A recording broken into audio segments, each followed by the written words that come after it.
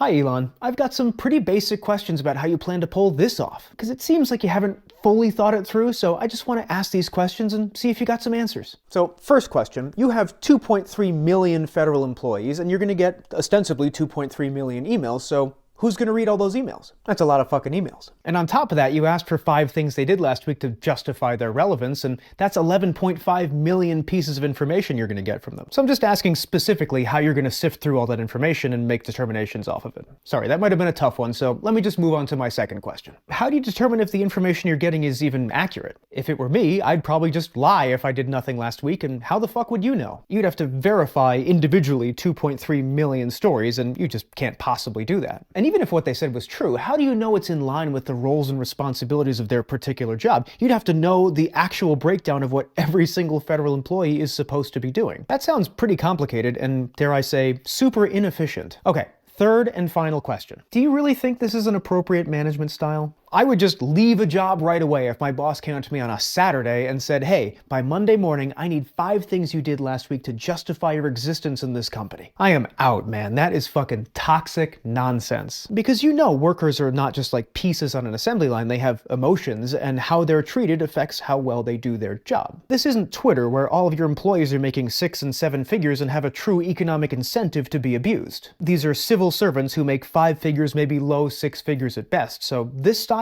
doesn't work. I know emotions and these sorts of dynamics are really not your thing, but these are pretty basic. Even someone like you should get it. So I think these are pretty valid questions because they are kind of at the core of this idea even being functional. So if you ever want to get back to me and the 2.3 million federal employees who probably have similar questions, we're here, we're waiting.